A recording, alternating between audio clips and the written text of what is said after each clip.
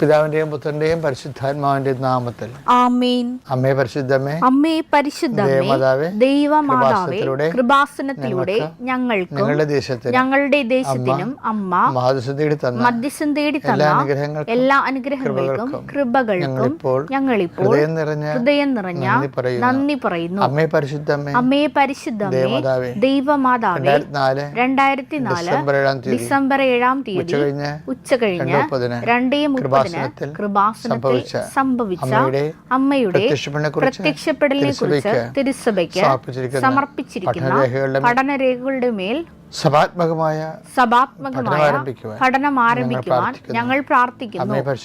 അമ്മേ പരിശുദ്ധമേ, ഭൂസ്വർ ലോകങ്ങളുടെ രാജ്ഞിയായ അങ്ങേയ്ക്ക് ഭൗമ സംരക്ഷണത്തിനായി പ്രപഞ്ച പ്രകൃതിയെ തന്നെ തിരുസഭ പ്രതിഷ്ഠിക്കുവാൻ ഈ പ്രത്യക്ഷീകരണം വഴി ഇടയാക്കണമേ. പരിശുദ്ധമേ, ജപമാല മാതാവേ, സകല കൃപാസനം പ്രാർത്ഥനകളോടും ചേർത്ത് ഞങ്ങളിപ്പോൾ പ്രാർത്ഥിക്കുന്ന ഈ കുടുംബത്തിന്റെ പ്രത്യേക നിയോഗം പറമക്കളെ,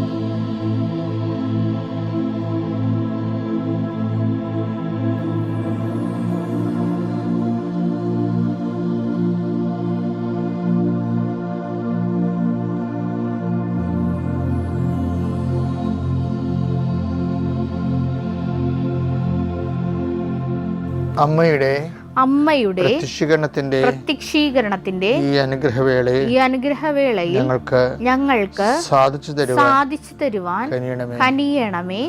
ആമേൻ. വിശ്വാസ പ്രമാണം. സർവശക്തനായ പിതാവും ആകാശത്തിന്റെയും ഭൂമിയുടെയും സൃഷ്ടാവുമായ ദൈവത്തിൽ ഞാൻ വിശ്വസിക്കുന്നു.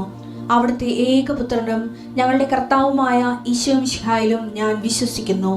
ഈ പുത്രൻ പരിശുദ്ധാത്മാവിനാൽ ഗർഭസ്ഥനായി കന്യകാമറിയത്തിൽ നിന്ന് പിറന്ന് പൊന്തിയോസ് പീലാത്തോസിന്റെ കാലത്ത് പീഡകൾ സഹിച്ച് കുരിശിൽ തറയ്ക്കപ്പെട്ട് മരിച്ച് അടക്കപ്പെട്ട് പാതാളങ്ങളിൽ ഇറങ്ങി മരിച്ചവരുടെ ഇടയിൽ നിന്ന് 3-ാം നാൾ ഉയർത്ത് സ്വർഗത്തിലേക്ക് എഴുന്നള്ളി സർവശക്തിയുള്ള പിതാവായ ദൈവത്തിന്റെ വലതുഭാഗത്തിരിക്കുന്നു. അവിടെ നിന്ന് ജീവിക്കുന്നവരെയും മരിച്ചവരെയും വിധിക്കുവാൻ വരുമെന്നും ഞാൻ വിശ്വസിക്കുന്നു. പരിശുദ്ധാത്മാവിലും ഞാൻ വിശ്വസിക്കുന്നു. വിശുദ്ധ കത്തോലിക്കാ സഭയിലും പുണ്യവാന്മാരുടെ ഐക്യത്തിലും പാപങ്ങളുടെ മോചനത്തിലും ശരീരത്തിന്റെ ഉയർപ്പിലും നിത്യമായ ജീവിതത്തിലും ഞാൻ വിശ്വസിക്കുന്നു. ആമേൻ. സ്വർഗ്ഗസ്ഥനായ ഞങ്ങളുടെ പിതാവേ, അങ്ങയുടെ നാമം പൂജിതമാകണമേ. അങ്ങയുടെ രാജ്യം വരണമേ. അങ്ങയുടെ തിരുമനസ് സ്വർഗത്തിലെ പോലെ ഭൂമിയിലും ആകണമേ. അന്നു വേണ്ടുന്ന ആഹാരം ഇന്ന് ഞങ്ങൾക്ക് തരണമേ. ഞങ്ങളോട് തെറ്റ് ചെയ്യുന്നവരോട് ഞങ്ങൾ ക്ഷമിക്കുന്നത് പോലെ ഞങ്ങളുടെ തെറ്റുകൾ ഞങ്ങളോടും ക്ഷമിക്കണമേ. ഞങ്ങളെ പ്രലോഭനത്തിൽ ഉൾപ്പെടുത്തരുതേ, തിന്മയിൽ ഞങ്ങൾ രക്ഷിക്കണമേ. ആമേൻ. നന്മ നിറഞ്ഞ മറിയമേ, സ്വസ്തി. കർത്താവ് അങ്ങയുടെ കൂടെ സ്ത്രീകളിൽ അങ്ങ് അനുഗ്രഹിക്കപ്പെട്ടവളാകുന്നു. അങ്ങയുടെ ഉദരത്തിൻ ഫലമായി ഈശോ അനുഗ്രഹിക്കപ്പെട്ടവനാകുന്നു. പരിശുദ്ധ മറിയമേ, തമ്പുരാന്റെ അമ്മേ, പാപികളായ ഞങ്ങൾക്ക് വേണ്ടി ഇപ്പോഴും ഞങ്ങളുടെ മരണസമയത്തും തമ്പുരാനോട് അപേക്ഷിക്കണമേ. ആമേൻ. കർത്താവിന്റെ ഉന്നതമായ നാമത്തിന് സ്തോത്രം ചെയ്യുന്നു. കർത്താവിന്റെ വിശുദ്ധ പൗരോഹിത്യത്തെ മഹത്വപ്പെടുത്തണമേ. എല്ലാ ഇന്റർവ്യൂ ഒക്കെ നടന്നുകൊണ്ടിരിക്കുന്ന സമയമാണ് ഈശോയെ.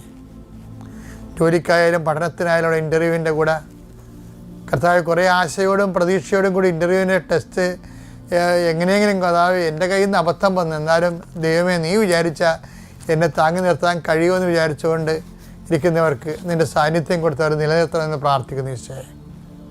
എൻ്റെ കർത്താവെ, ചെറിയ കടകളൊക്കെ നടത്തുന്നവർ ഈശോയെ വല്ലാതെ വലയുന്നുണ്ട് ഈശോയെ. അവർക്ക് ഒന്നും അതിനകത്ത് കിട്ടണില്ല, പക്ഷേ കടങ്ങളാണ് വരണത്. ഇനി എങ്ങനെ ജീവിക്കുമെന്ന് പോലും അറിയാൻ പാലാതെ വിഷമിക്കുന്നവരുണ്ട് ഈശോയെ. അവരെ സന്ധിക്കണമെന്ന് പ്രാർത്ഥിക്കുന്നു ഈശോയെ. ഒരു തൊഴിൽ കണ്ടുപിടിക്കാൻ വേണ്ടി എന്ത് തൊഴിൽ ചെയ്താൽ ജീവിക്കാൻ പറ്റുമെന്ന് വിചാരിച്ചുകൊണ്ട് വിഷമിക്കുന്നവരുണ്ട് ഈശോയെ.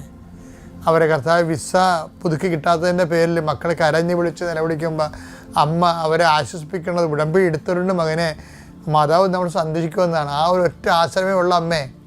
അതെല്ലാ മക്കൾ അങ്ങനെ ചിന്തിക്കുന്ന ഓരോ മക്കളും ഈ പ്രാർത്ഥന കൂടുന്നുണ്ടെങ്കിൽ തീർച്ചയായിട്ടും കൃപാസന ആൾക്കാരെ ജീവനുടെ പ്രത്യക്ഷ മാതാവ്, സഞ്ചാരി മാതാവ് ആ മേഖലയിൽ ചെന്നിട്ട് അവരുടെ പ്രശ്നങ്ങളെ പരിഹരിച്ചുകൊണ്ട് അവർക്ക് സന്ധിപ്പ് നൽകുന്നതിന് വേണ്ടി എൻ്റെ കർത്താവിൻ്റെ ഉന്നതമായ നാമത്തിൽ സഭയുടെ അധികാരത്തിൽ കുരിശടയാളത്തിൽ നിങ്ങളെ അനുഗ്രഹിക്കട്ടെ.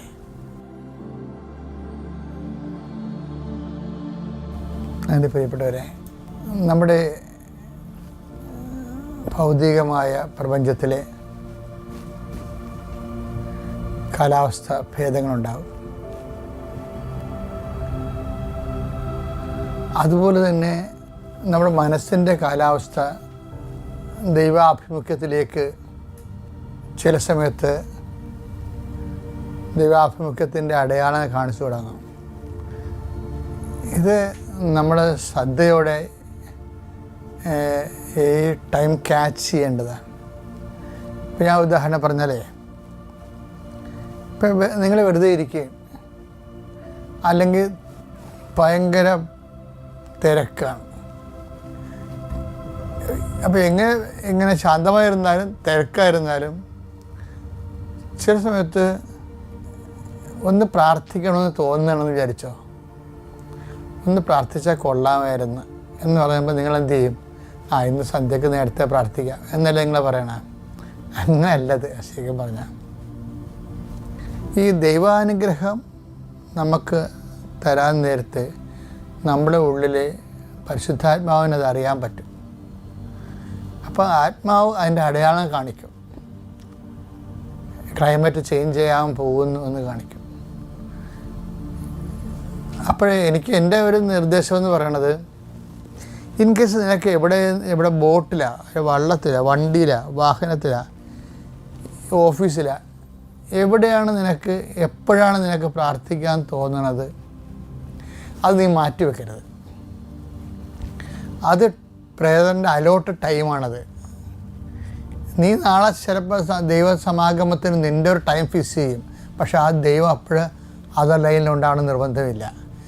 ദൈവം ലൈനിലുള്ളപ്പോൾ, അവൻ അടുത്തുള്ളപ്പോൾ തന്നെ അന്വേഷിക്കുമെന്ന് പറയത്തില്ലേ, അതാണിത്. യെശയ്യാ 55:6 കർത്താവിനെ കണ്ടെത്താൻ കഴിയുന്ന, അതന്നെ, കർത്താവിനെ കണ്ടെത്താൻ കഴിയുന്ന ഇപ്പോൾ തന്നെ അവിടുത്തെ അന്വേഷിക്കുവിൻ. അവിടുന്ന് അരികെയുള്ളപ്പോൾ അവിടുത്തെ വിളിക്കുവിൻ. അതായത് നിനക്ക് എപ്പോഴാണ് പ്രാർത്ഥിക്കാൻ തോന്നണത്, ഒരു ദൈവവിചാരം തോന്നണത്, പ്രാർത്ഥിക്കാൻ തോന്നുന്നത് നിർബന്ധമില്ല, ദൈവത്തെക്കുറിച്ചൊരു ഓർമ്മ തോന്നിയാൽ മതി. അതാണ് ടൈം എന്ന് പറയുന്നത്. അപ്പോൾ നീ എവിടെയാണെങ്കിലും അപ്പോൾ ഒരു നിമിഷം മൗനമായിട്ട് ദൈവത്തെ അനുസ്മരിക്കണം. ചിലപ്പോൾ നന്ദി പറഞ്ഞാൽ മതി, ഒന്നും വേണ്ട, ഇപ്പം എന്നെ ഓർപ്പിച്ചതിന് നന്ദി പറയുന്നു എന്ന് പറഞ്ഞാലും മതി. അല്ലെങ്കിൽ ഒരു നിമിഷം മൗനമായി ദൈവത്തിൽ ലയിച്ചിരുന്നാലും മതി, കണ്ണുകളടച്ച് ശാന്തമായിരുന്നാലും മതി. അപ്പം അങ്ങനെ വരുമ്പോൾ ഇതുപോലെ തന്നെ ഒരു ടൈം എപ്പോൾ തന്നെ അറിയാലോ. അതായത് ചില സമയത്ത് നേരെ ഓപ്പോസിറ്റും വരാം. അശ്വനിപാതം പോലെ നിലച്ചെറിയ സമയത്ത് ചില അസ്വസ്ഥതകൾ വരും. അപ്പോഴും നമ്മളവർക്ക് നമുക്കെന്തോ കാലക്കേട് വന്നില്ല, ഇന്ന് ആരെയും കണി കണ്ടുകൊണ്ടാണ് ഇറങ്ങിയതെന്ന്. അതൊക്കെ ദൈവത്തെ അറിയാൻ പാലാത്തവർ അങ്ങനെ പല വിഡ്ഢിവേഷങ്ങളും പറയും. പക്ഷേ ദൈവബോധമുള്ളവരെ സംബന്ധിച്ചിടത്തോളം ചില സമയത്ത് നെഗറ്റീവ് അന്തരീക്ഷത്തിലൂടെയും ദൈവസാന്നിധ്യം ഉണ്ടാകും. ഇപ്പം നമ്മൾ ഉദാഹരണത്തിന് 24:32 എടുത്തേ, മത്തായിയുടെ സുവിശേഷം. അത്തിമരത്തിൽ നിന്ന് പഠിക്കുവിൻ, അതിന്റെ കൊമ്പുകൾ ഇളകാവുകയും തളിർക്കുകയും ചെയ്യുമ്പോൾ വേനൽക്കാലം അടുത്തിരിക്കുന്നുവെന്ന് നിങ്ങൾ മനസ്സിലാക്കുന്നു. അപ്പോഴേ വേനൽക്കാലം പിന്നെ ചൂടല്ലേ, ഈ ചില സമയത്ത് തണല് പോവുകയെ, തണലിന് ഒത്തിരിയേറെ പ്രാധാന്യം ഉള്ളൊരു ദിവസമാണല്ലോ വേനൽക്കാലം. നമ്മളും വഴിയെ പോകുമ്പോൾ തണൽ തേടിയില്ലേ ആൾക്കാർ പോണത്. ഞങ്ങളൊക്കെ സ്കൂളിലൊക്കെ പഠിക്കുന്ന സമയത്ത് തെങ്ങിൻ്റെ തണലിലൂടെയാണ് പോണത്. കാരണം ഉച്ച 12 മണിക്ക് 1 മണിക്കൊക്കെ ഊണ് കഴിക്കാൻ വീട്ടിലോട്ട് വരുമ്പോൾ നല്ല വെയിൽ, സാധാരണ വഴി നല്ല വെയിലായിരിക്കും. അപ്പോൾ തെങ്ങിൻ്റെ തടം നോക്കി തണൽ നിർത്തി പോകും. വേനൽക്കാലത്തിൻ്റെ പ്രത്യേകത നമ്മൾ തണൽ തേടുന്ന ഒരു സമയമാണ്. നിങ്ങൾക്ക് ആരെങ്കിലും ഒന്ന് വേണം, ആരെങ്കിലും ഒന്ന് സംസാരിക്കണം, ആരോടെങ്കിലും നിങ്ങളുടെ ഈ സങ്കടം ഒന്ന് പറയണം, ഒന്ന് ഷെയർ ചെയ്യണം, ഒരു തണൽ വേണമെന്ന് പറയണത് അതാണ് വേനൽക്കാലം എന്ന് പറയുന്നത്. പക്ഷേ വേനൽക്കാലത്ത് വേറെ പ്രത്യേകത, നിങ്ങൾ പറയുന്ന ആളിൽ നിന്നല്ലായിരിക്കും ചിലപ്പോൾ സ്വാതന്ത്ര്യം ഉണ്ടാകാൻ പോണത്. അടുത്ത വചനം വായിച്ചേ. അതുപോലെ ഇതെല്ലാം കാണും വേനൽക്കാലത്തിന് അടയാളം കാണുമ്പോൾ അവൻ സമീപത്ത് വാതിൽക്കലെത്തിയിരിക്കുന്നുവെന്ന് നിങ്ങൾ മനസ്സിലാക്കിക്കൊള്ളുവിൻ. അപ്പൊ ദൈവത്തിന്റെ വരവാണ് വേനൽക്കാലം. ഇപ്പൊ നമ്മൾക്ക് വേനൽക്കാലം എന്ന് പറയുമ്പോൾ നമുക്ക് തണൽ നഷ്ടപ്പെട്ടു, ഒരു തണലിന് വേണ്ടി നമ്മൾ കെഞ്ചുന്നു, ആരെങ്കിലും ഒന്ന് സംസാരിക്കാൻ കിട്ടിയിരുന്നെങ്കിൽ, നമ്മുടെ ദുഃഖഭാരങ്ങളൊന്ന് ഇറക്കി വെക്കാൻ കഴിഞ്ഞിരുന്നെങ്കിൽ നമ്മൾ ഓർക്കും. പക്ഷേ വേണ്ടത് ആരെയാണ് ശരിക്കും പറഞ്ഞാൽ? വേണ്ടത് ദൈവത്തെയാണ്. ദൈവം നമ്മളെ സന്ധിക്കാനും സംരക്ഷിക്കാനും വാതിൽക്കൽ നിൽക്കുമ്പോഴാണ് നമുക്ക് വേനൽക്കാലമായിട്ട് നമുക്ക് ഫീൽ ചെയ്യണത്. ഇങ്ങനെയുള്ള കാലങ്ങൾ വിവേചിക്കാൻ വേണ്ടി പ്രത്യേകം ശ്രദ്ധിക്കണം. ഒന്നും നെഗറ്റീവായിട്ട് സംഭവിക്കുന്നില്ല, എല്ലാം പോസിറ്റീവ് തന്നെയാണ്, മനസ്സിലാക്കുന്നതിൻ്റെ വിഷയമാണ്. അപ്പോൾ ഇനിയുള്ള കാലങ്ങളിൽ ഇതുപോലെ ഒരു തണൽ തേടുന്ന മനസ്സ് തണൽ കൊതിക്കുന്ന ഒരു സമയം വന്ന കർത്താവ് അടുത്തുണ്ട് എന്ന ബോധ്യം ഉണ്ടാകണം. പ്രേസലാണ്. അത്യപൂർവ ദൈവാനുഭവങ്ങൾ ഇനി നിങ്ങൾക്കും സ്വന്തം. ഈ യൂട്യൂബ് ചാനൽ ഇതുവരെ സബ്സ്ക്രൈബ് ചെയ്തിട്ടില്ലെങ്കിൽ ഇപ്പോൾ തന്നെ സബ്സ്ക്രൈബ് ചെയ്യുക. ഈ വീഡിയോ ഇപ്പോൾ തന്നെ നിങ്ങളുടെ സുഹൃത്തുക്കൾക്ക് ഷെയർ ചെയ്തുകൊണ്ട് കർത്താവിൻ്റെ പ്രേക്ഷിതരാകുക.